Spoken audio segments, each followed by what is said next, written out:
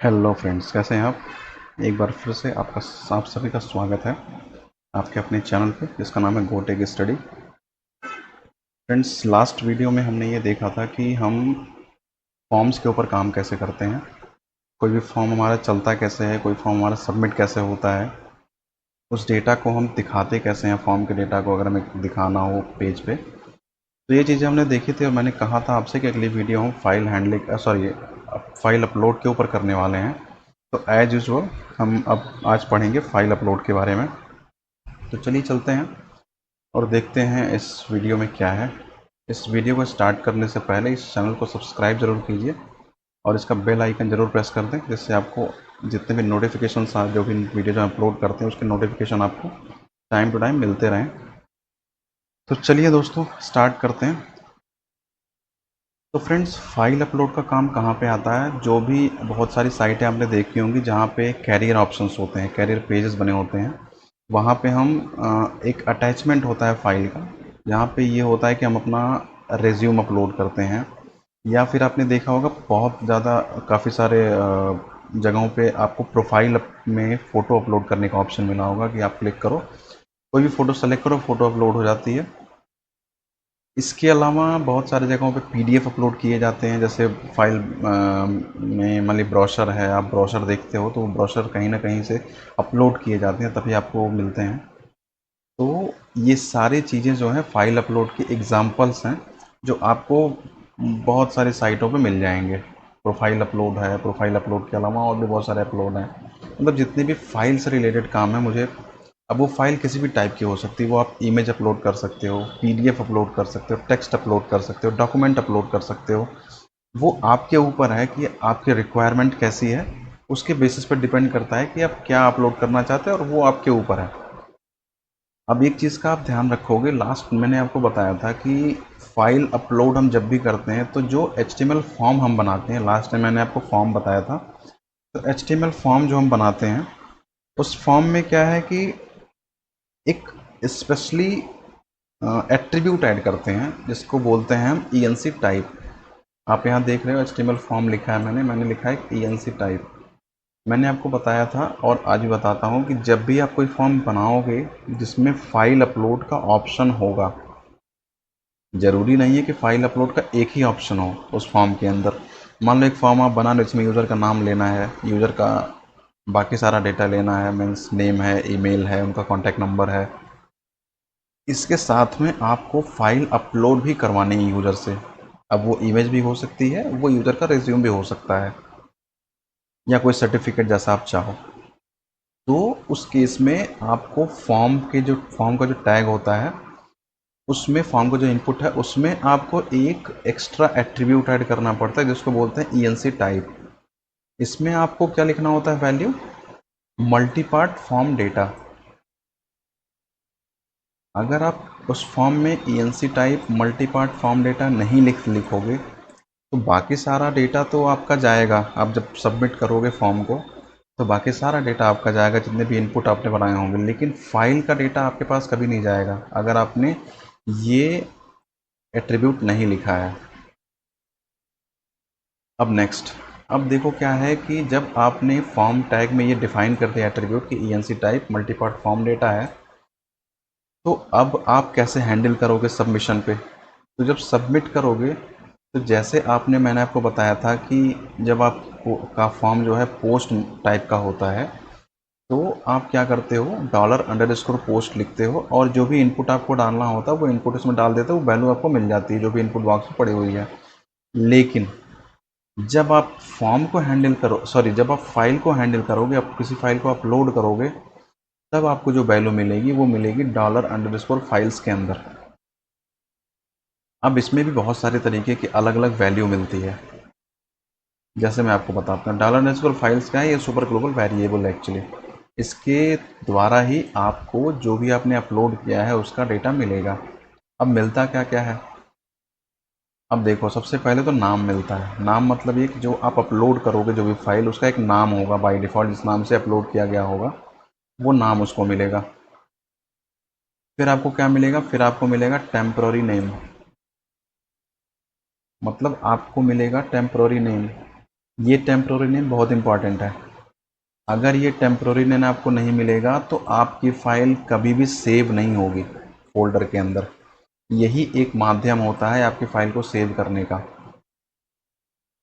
Name आपको name देता है फ़ाइल का, ये टेम्प्रोरी वैल्यू है उस फाइल की। इसके थ्रू ही वो फाइल आपके फोल्डर में या आपके सर्वर पे स्टोर होती है। तीसरा होता है टाइप। अब टाइप का यूज़ क्यों करते हैं? अब मान लो मैंने प्रोफाइल अपलोड करना है, मतलब मुझे यूज़र की प्रोफाइल का इमेज चाहिए, मतलब मुझे क्या करना है, यूज़र से कहना है भाई तुम इमेज अपलोड करो। अब होता क्या है कि आप यूज़र के इनपुट पे भरोसा नहीं कर सकते। मतलब आपने फॉर्म बना के सर्वर पे चढ़ा दिया, लाइव कर दिया फॉर्म को। अब यूज़र किसी भी टाइप की किसी भी टाइप का उसमें डेटा अपलोड करने लगेगा।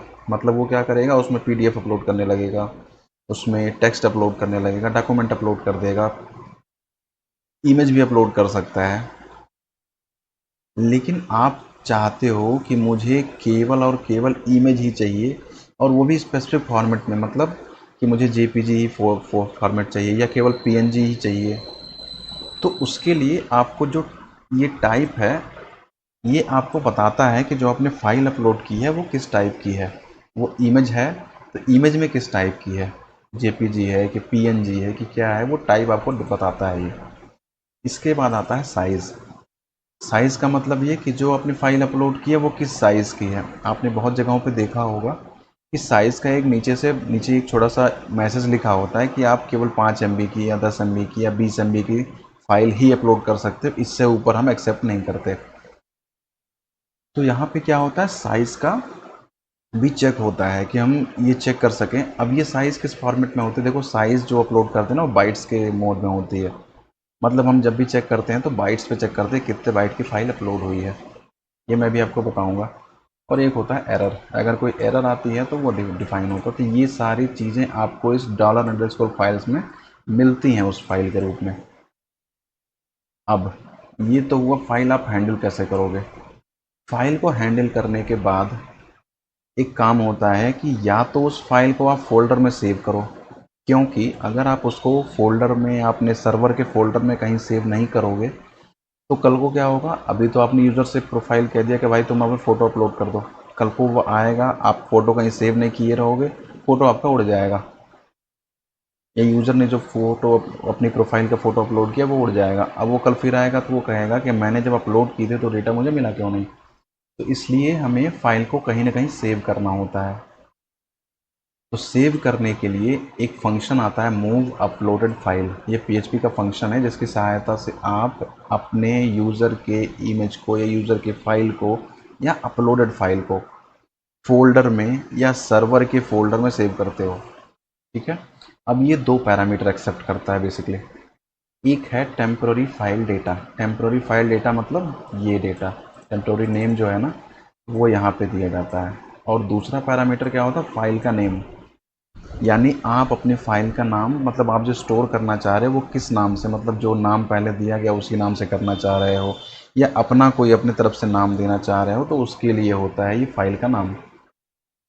अब फाइल का नाम ही ज़रूरी नहीं होता, फाइल का नाम फोल्डर के साथ ज़रूरी होता है कि आपकी फाइल किस फोल्डर में अपलोड हुई है। ठीक है।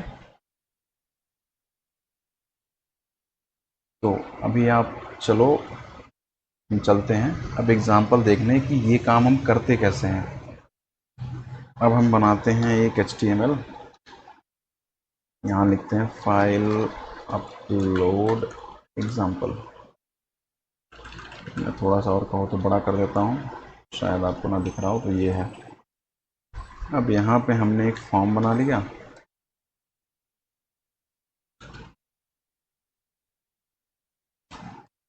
यहाँ पे हमने एक डिव लगाई,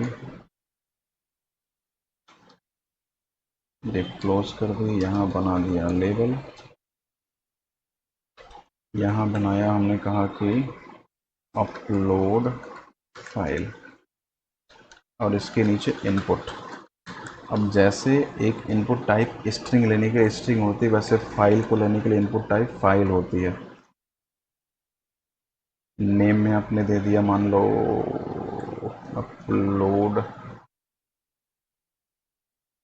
फाइल, या चलो अपलोड फाइल, मतलब मान लो मुझे इमेज अपलोड करनी तो मैं प्रोफाइल इमेज रख देता हूँ इसका नाम। ठीक है, आईडी रखो ना रखो कोई बहुत दिक्कत की बात नहीं है, ये इतने से आपका काम हो जाएगा। फाइल का नाम और फाइल टाइप की फाइल। और यहाँ पे एक डिव बनाते हैं हम, और इस डिव में हमको रखना है बटन टाइप सबमिट, और यहाँ पे हम एक नाम लिखते हैं बटन का अपलोड फाइल। ठीक है, अब फॉर्म में आ जाओ। फॉर्म में एक तो होता है, मैंने आपको बताया था एक्शन।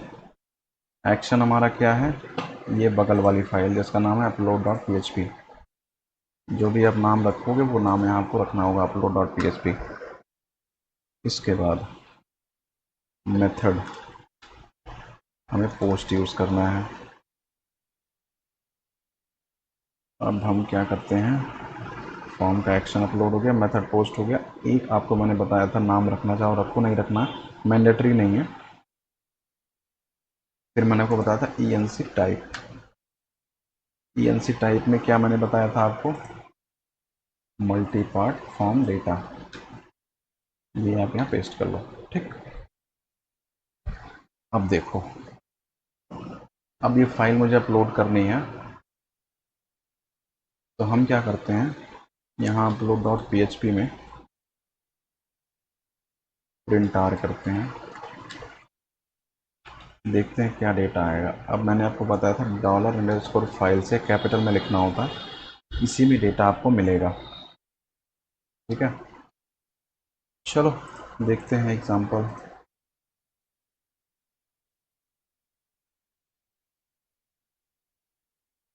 इसको मुझे थोड़ा सा स्टाइल में मार्जिन, सॉरी, बड़े पिक्सल दे दें, थोड़ा सा देखने में ठीक लगेगा। ठीक है, अब ये है, देखो जो फाइल आपको अपलोड करनी है, लिखा है अभी नो फाइल चूजन, मतलब कोई भी फाइल अभी तक चूज नहीं की गई है। तो अब हम फाइल चूज करेंगे, चूज फाइल पे क्लिक करो। आप यहाँ आ जाते हैं हम पिक्चर्स के अंदर। पिक्चर्स में यहाँ हम देखते हैं कोई पिक्चर है अच्छी, लार्ज आइकन कर लेते हैं, जैसे मान लो ये पिक्चर हमारी। ठीक है, ओपन किया, जैसे ओपन करोगे ना तो पिक्चर का नाम picture1.jpg था, तो उसने यहाँ पे दिखा दिया कि ये देखो नाम है। अब हमने अपलोड पे, ये बटन हमारा अपलोड पे क्लिक किया हमने, अब ये देखो क्या क्या डेटा आ रहा है। प्रोफाइल इमेज क्या चीज़ है, प्रोफाइल इमेज है ये नाम जो यहाँ पे आपने दिया है, इसी के अंदर एरे फॉर्मेट में सारा डेटा मिल रहा है। देखो एरे बनाया ना यहाँ पे। अब एरे फॉर्मेट में क्या क्या मिला, एक तो नाम जो मैंने आपको बताया, नाम मिल गया। फुल पाथ, फुल पाथ भी एक तरह से नाम ही यहाँ पे दे रहा है। इसके बाद क्या है, नाम के बाद टाइप image/jpg, फिर क्या है टेम्पोररी नेम TMP_नेम, ये है वो टेम्पोररी नेम। फिर एरर यहाँ पे 0 है, मतलब कोई एरर नहीं है। साइज, ये फाइल के साइज है। ठीक है, अब यहाँ पे आइए, अब हमको नाम मिल गया। अब आप यहाँ पे चेक करना चाहो तो यहाँ पे चेक कर लो इफ़ कंडीशन के थ्रू। अब मुझे क्या चेक करना है कि भाई कोई फाइल्स आई भी है या नहीं, तो हम क्या करते हैं, $_फाइल्स किस नाम पे आ रही है, प्रोफाइल इमेज पे सारी अरे आ रही है, तो हमको प्रोफाइल इमेज रखना है। फिर हमको क्या चेक करना है कि भाई कोई नाम भी आ रहा है कि नहीं, ब्लैंक नेम तो आएगा नहीं, कोई ना कोई नाम तो आएगा ही इमेज का। तो हम यहाँ ये चेक करेंगे, इज नॉट एम्प्टी, मतलब ये खाली ना हो। अगर हमारा ये नाम एम्प्टी नहीं है, मतलब खाली नहीं है, तो अंदर आओ। तो अब सारा डेटा हम 1 by 1 रखते हैं। हमको नाम, तो इसमें मिल जाएगा मुझे नाम। फिर हमको क्या रखना है, TMP नाम, तो टेम्पोररी नाम किस में मिल रहा है, इसमें। ठीक। अब देखो फाइल की टाइप यहाँ पे है। अब देखो टाइप या तो आप इस तरीके से चेक कर लो, image.image/jpg, बट हर चीज़ का आपको ये पता तो होगा नहीं कि image/png भी होती है, कि image/jpg होती है, jpeg होती है, ठीक है, तो ये पता तो चलेगा नहीं। तो बेटर ये है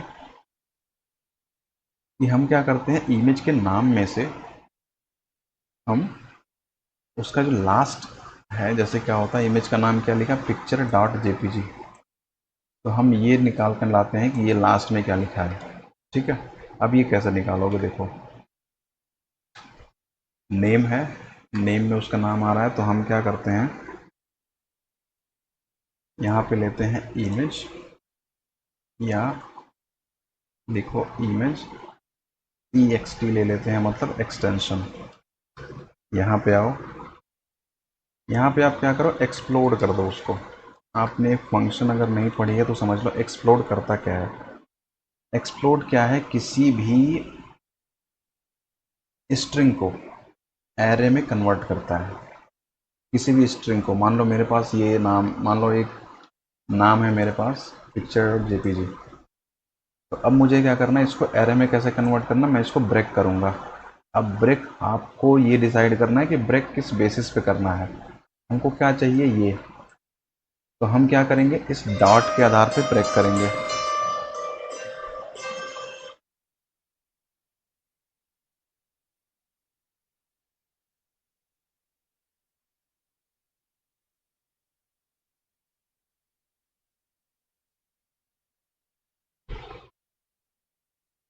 तो ये पूरा हमारा क्या है, एक पूरा नाम है। तो हमको क्या करना है, हमको किसी एक बेस को लेना है कि किसके बेसिस पे हम ब्रेक करेंगे। तो हमारा जो ब्रेक करने का बेसिस है वो क्या है, ये डॉट। जब मैं इस डॉट के आधार पे ब्रेक करूंगा तो ये एक अलग में स्टोर हो जाएगा इंडेक्सिंग में, और ये एक अलग इंडेक्स में स्टोर हो जाएगा ना, दो इंडेक्स बन जाएंगे इसके, ये एरे में कन्वर्ट हो जाएगा। अभी क्या है, ये स्ट्रिंग, ये पूरी एक स्ट्रिंग है। जब मैं इसको एक्सप्लोड इसके बेसिस पे करूंगा तो ये स्टोर हो जाएगा 0 इंडेक्स पे, ये जो हमारा picture1 है, और ये स्टोर हो जाएगा 1 इंडेक्स पे, तो ये एक एरे में कन्वर्ट हो जाएगा। तो हमें यही करना है। तो मैंने क्या किया, किसके आधार पे करना है, डॉट के आधार पे। किसको करना है, ये मेरा वेरिएबल है, इस नाम को। ये क्या करेगा, आपको दे देगा आपका दो डेटा मिल जाएगा आपको इसके नाम पे। दो डेटा क्या मिलेगा इसके नाम पे आपको, दो डेटा आपको मिलेगा। एक आपको मैंने बताया कि 0 पे क्या करना है, 0 पे ये मिलेगा, 1 पे ये मिलेगा। हमको 0 से कोई काम तो है नहीं, हमको काम किससे है, 1 पे क्या है। तो अब इसमें देखो, अब इसमें और भी एक प्रॉब्लम, मान लो आपने डॉट के आधार पे इसको एक्सप्लोड किया, और कल को क्या हुआ, किसी ने अपलोड किया जिसके इस पिक्चर या इमेज के नाम में भी डॉट था, ये डॉट जेपीजी तो था ही, बीच में भी कहीं एक डॉट थी मान लो, तो फिर क्या होगा, फिर आप कभी भी ये सही से निकाल नहीं पाओगे। 0 और 1 और 2 के बेसिस पे हो सकता है बीच में कोई और 2-3 डॉट हो इस नाम के बीच में, तो आपको कैसे पता चलेगा वो 0 पे आएगा कि 1 पे आएगा कि 2 पे आएगा। तो बेटर ये है, हमको ये पता होता है कि ये जो डॉट जेपीजी ना, ये लास्ट में रहेगा हमेशा। तो पीएचपी का एक फंक्शन है,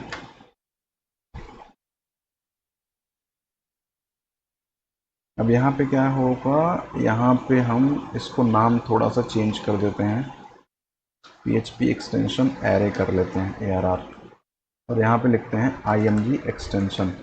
ठीक है, मुझे पता है कि ये एक एरे आई हुई है। ठीक है, PHP का एक फंक्शन होता है, उसको बोलते हैं इंड। ये फंक्शन क्या करता है, ये हमेशा लास्ट डेटा निकाल के देता है एरे में से, एरे की जो लास्ट इंडेक्सिंग होगी उसका डेटा निकाल के देता है। मतलब मैं आपको समझाता हूँ, देखो मान लो मैंने यहाँ लिखा picture1.jpg से, एक एग्जांपल लेते हैं, और मैंने आपको कहा इसको एक्सप्लोड कर दो। तो जब आपने इस डॉट के आधार पे एक्सप्लोड किया तो एरे के 0 इंडेक्सिंग पे आ जाएगा क्या, ये picture1। ठीक है, और एरे की 1 की इंडेक्सिंग पे क्या आ जाएगा, ये जेपीजी। लेकिन अब यहाँ पे 2 ही है, लेकिन मान लो इस पिक्चर में यहाँ भी डॉट होता, यहाँ भी डॉट होता। भाई हमें नहीं पता कि यूज़र के इमेज के नाम में कितने डॉट्स हैं। उस केस में क्या होगा, यहाँ भी डॉट हो, यहाँ भी डॉट हो, प्लस यहाँ भी डॉट हो। उस केस में क्या होगा, 0 पे मिलेगा आपको पिक। मैं इसको नीचे लिखता हूँ, ठीक है, इससे आपको समझ में आवे। ये फुल वाला है। अब यहाँ देखो कैसे मिलेगा आपको।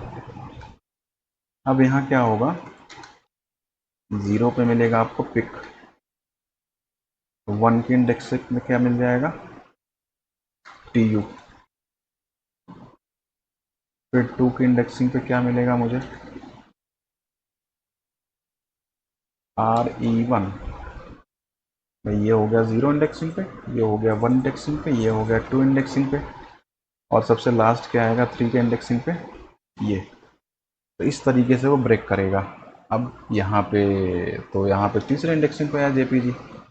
मान लो इसको मैं डॉट यहाँ से हटा देता, एक ही डॉट होता तो दूसरे इंडेक्सिंग पे आता। तो मुझे ये नहीं पता कि यूज़र की जो यूज़र फाइल अपलोड करेगा उसमें कितने डॉट्स हैं। तो अपनी सेफ्टी के लिए कि हमारे प्रोग्राम में एरर ना आवे, हमने क्या यूज़ किया, END। अब END क्या करेगा, हमेशा इस वैल्यू को निकाल के देगा, इसमें कुछ भी हो। इस पूरे एरे में जो हमेशा लास्ट इंडेक्सिंग होगी वो निकाल के देता है। तो हमें यहाँ लास्ट इंडेक्सिंग ही चाहिए जिसमें JPG मिल जाए हमको, तो ये हमें लास्ट इंडेक्सिंग निकाल के दे देगा।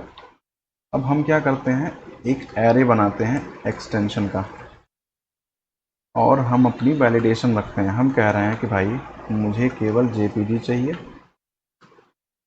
या फिर JPEG चाहिए, या फिर PNG चाहिए। तीसरा कुछ भी हम एक्सेप्ट नहीं करते। तो हम यहाँ पे फिर कंडीशन लगाएंगे। अब यहाँ पे देखो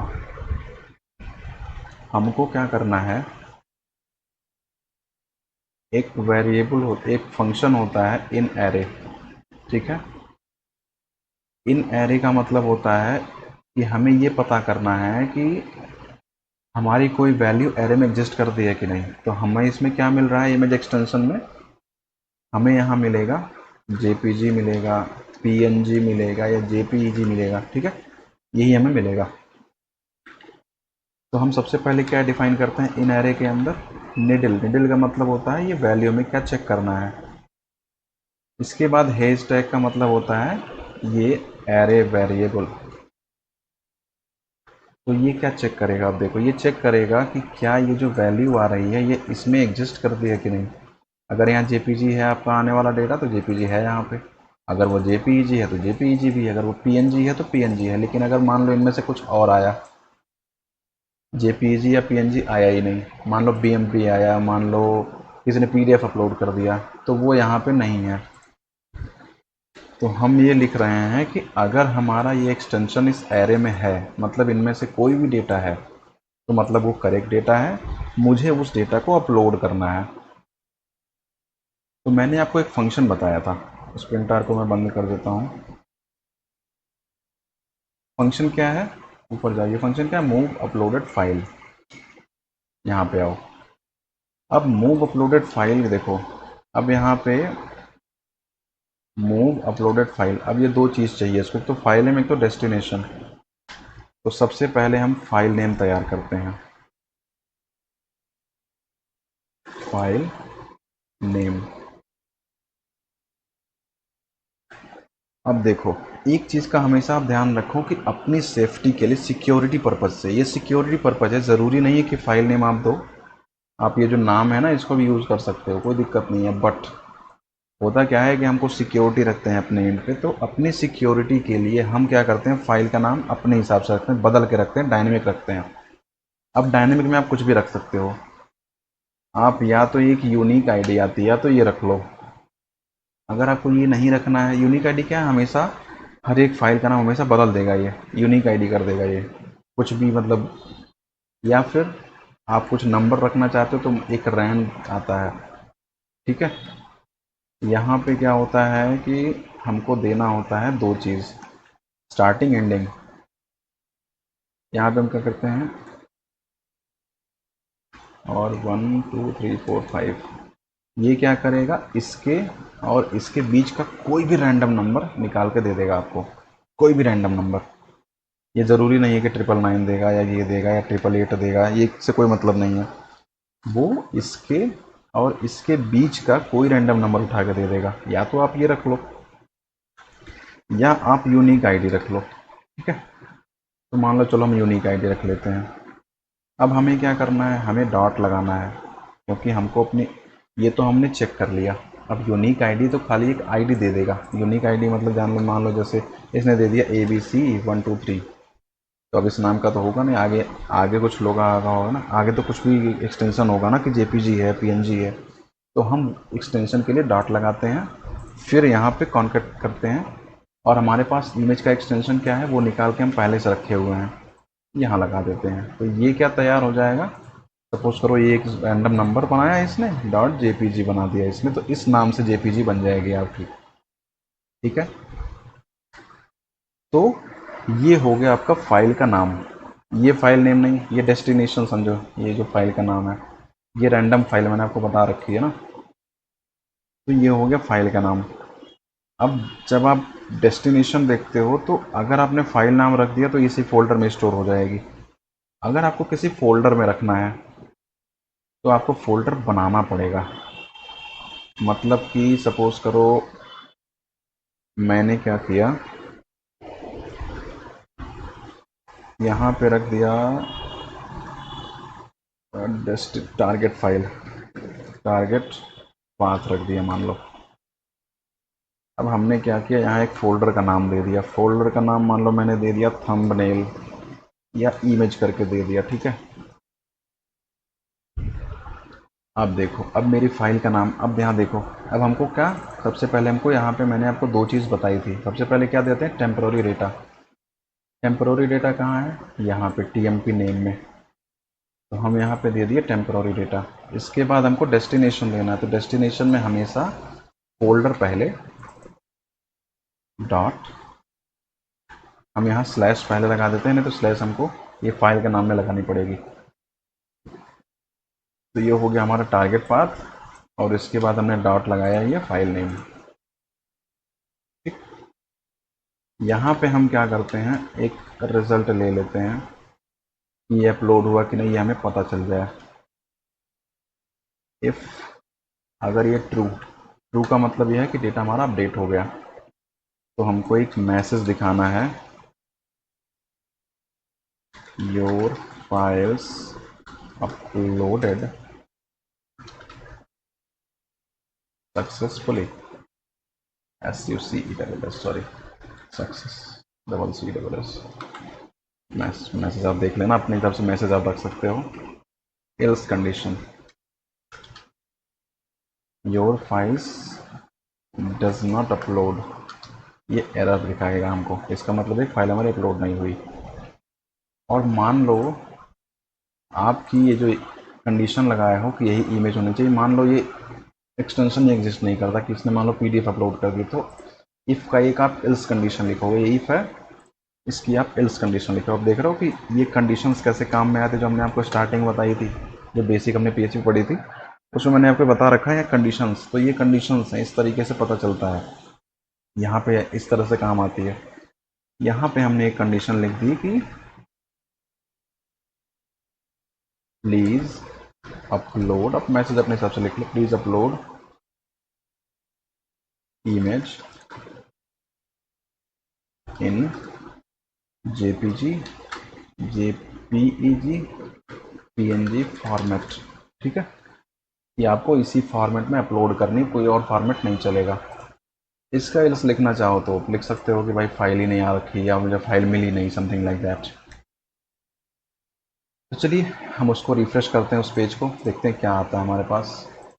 हमने रिफ्रेश किया, कंटिन्यू किया, ये कह रहा है मूव अपलोडेड फाइल इमेज के अंदर, fail to open stream, no such file और डायरेक्टरी। मतलब समझे आप, ये कह रहा है कि फाइल अपलोड के अंदर ये जो आपने इमेज बना दिया ना, ये उसके पास फोल्डर नहीं है। अब मैसेज क्या है, your file does not uploaded. तो अब आपको क्या करना है, अब मैं पहले क्या करता हूँ, ये टारगेट पाथ हटा देता हूँ। अभी मैं आपको बताऊंगा टारगेट पाथ के साथ, बट अभी मैं इसको हटा देता हूँ, ठीक है।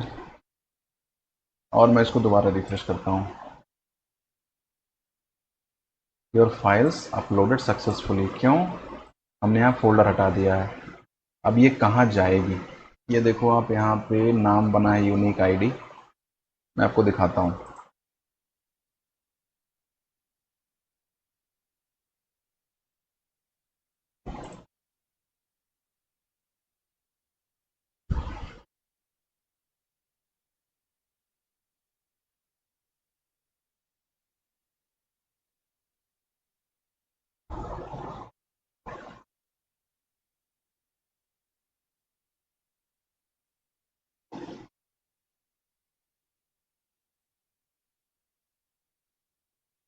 ये देख रहे हो आप, ये इमेज आपकी, ये देखो अपलोड हो गई इमेज। इस सेम फोल्डर में ये इमेज थी आपकी जो आपने अपलोड की है, ठीक है। इस तरीके से इमेज अपलोड हो जाएगी। अब मान लो हमको फोल्डर के अंदर डालनी थी, तो हमको यहाँ पे फोल्डर बनाना पड़ेगा इमेज के नाम का, ठीक है। हम मान लो इसी को डिलीट कर देते हैं 1 मिनट के लिए। हमने इमेज नाम का फोल्डर बना रखा है। अब हम यहाँ आए, हमने इसको ऑन कर दिया टारगेट पाथ, और ये टारगेट पाथ बना दिया। उसको दोबारा हम रिफ्रेश करते हैं, कंटिन्यू करते हैं, तो फिर से इसने बता दिया फाइल अपलोडेड सक्सेसफुली। अब देखते हैं कहाँ गई। अब देखो इमेज फोल्डर के अंदर आ गई, ये देखो, देखा आपने कैसे अपलोड हुआ ये। अब मैं आपको थोड़ा सा एरर दिखाता हूँ कैसे अपलोड, ये तो अपलोड आपने सीख लिया। अब मैं इसको दोबारा रिफ्रेश करता हूँ। मान लो मैं यहाँ पे पीडीएफ अपलोड करता है या टेक्स्ट फाइल अपलोड करता है, ठीक है, या कोई अदर फॉर्मेट कोई अनदर अपलोड करता है। जैसे मान लो मैं यहाँ आता हूँ, सपोज करो CSV है, मान लो मैंने ओपन किया, ठीक है। अब हमने CSV अपलोड कर दी। अब मैं अपलोड फाइल पे क्लिक करता हूँ, तो कह रहा है please upload image in this format. मतलब कि ये इसी फॉर्मेट में आपको अपलोड करनी है, किसी और फॉर्मेट में आप अपलोड नहीं कर सकते। इस तरीके से फ्रेंड्स आप कंडीशंस लगा सकते हो कि केवल हम स्पेसिफिक फॉर्मेट ही अलाउ करें यूज़र को अपलोड करने के लिए। इसके अलावा आपको लगानी है तो एक कंडीशन और लगा सकते हो, जैसे लोग, और होता क्या है कि हम बहुत सारे केसेस में कंडीशंस लगा सकते हो कि आपकी जो इमेज अपलोड हो रही है वो भी एक स्पेसिफिक साइज़ की हो। तो अगर आपको ये कंडीशन लगानी है कि आपकी जो इमेज अपलोड की गई है वो स्पेसिफिक साइज़ की हो, तो फिर आपको क्या करना पड़ेगा, यहाँ पे एक एरे ले लिया हमने इमेज साइज करके, ठीक है। और एक फंक्शन होता है गेट इमेज साइज, ठीक है। ये फाइल नाम मांगता है हमसे कि फाइल का नाम दो, और हम आपको अभी बता के दे देंगे कि आपकी फाइल के साइज़ क्या है। जैसे कि इमेज साइज़, ये इमेज जब भी ये डेटा आपको मिलेगा, मान लो आपको इमेज की साइज़ मिली, तो ये एरे फॉर्मेट में मिलता है, क्योंकि ये विड्थ और हाइट देता है, ठीक है। मैं यहाँ पे प्रिंट आर करता हूँ। यहाँ पे मैंने डाई लगा दिया, इसके नीचे कोड रन नहीं होगा, ये यहीं पे रुक जाएगा। हम बैक करते हैं, रिफ्रेश करते हैं, और यहाँ पे इमेज अपलोड करते हैं पिक्चर्स की सहायता से। जैसे मान लो हमने ये इमेज हमने अपलोड की थी ना, ये हमने अपलोड किया। ये कह रहा है fail to open stream, oh sorry. एक चीज़ आपको ध्यान रखनी है यहाँ पे, इमेज किस में है, इसमें, ये तो नाम है ना, नाम से थोड़ी पता चलेगा हमको तो इमेज से पता चलेगा ना। तो हमको यहाँ से पता चलेगा कि हमारे फाइल की साइज़ कितनी है। रिफ्रेश करो, कंटिन्यू करो, इसने बताया 0 पे मिला हमें 602। अभी इसने बहुत कुछ बताया, देखो 0 पे मिला 602, एक नंबर मिला 384, बाकी यहाँ पे MIME टाइप बता रहा है आपको। तो हमको खाली इनसे मतलब है, इससे 0 पे क्या आया, 1 पे क्या आया। तो इसने क्या क्या दिया आपको, ये आपको कह रहा है कि मेरी यहाँ पे आप लिखो image width is equal to image की साइज में जो 0 पे आया ये होता है इमेज का विड्थ, और जो 1 पोजीशन पे आया ये होता है इमेज की हाइट।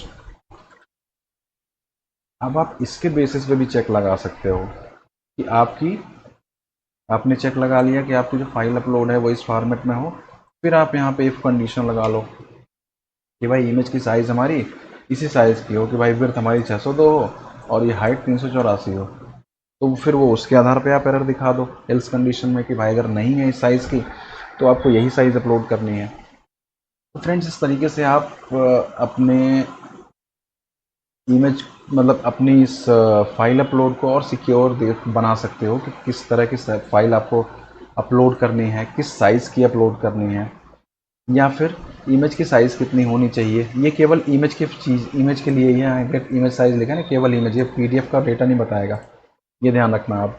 अब आप मान लो कहीं पीडीएफ अपलोड कर दोगे तो पीडीएफ की साइज़ अपलोड होगी कि किस साइज़ की है वो, ठीक है, मतलब बाइट्स में किस साइज़ की आती है।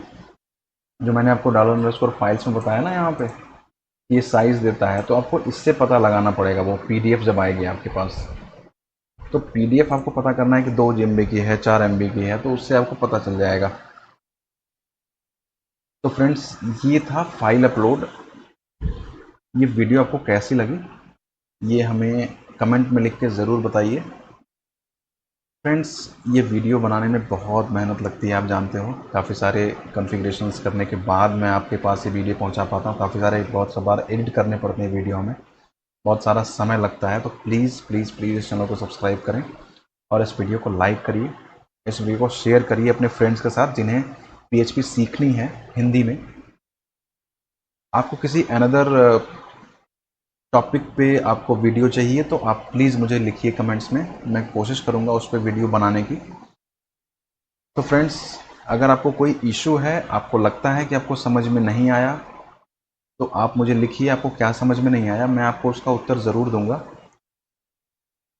तो फ्रेंड्स मिलते हैं एक नए वीडियो के साथ अगले भाग में, तब तक के लिए बाय बाय।